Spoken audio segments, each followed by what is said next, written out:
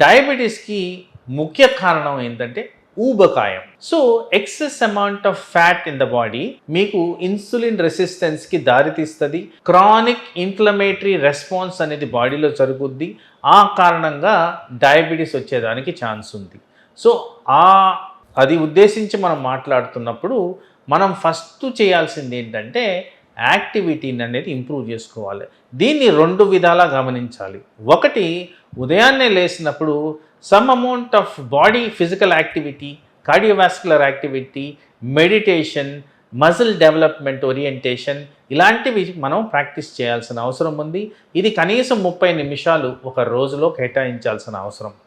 అదేవిధంగా మనం ఇంకో విధంగా చేయాల్సిన యాక్టివిటీ ఏంటంటే మన దినచర్యలు చేస్తున్నప్పుడు డే యాక్టివిటీ మొత్తం మనం కౌంట్ చేసుకోవాలి.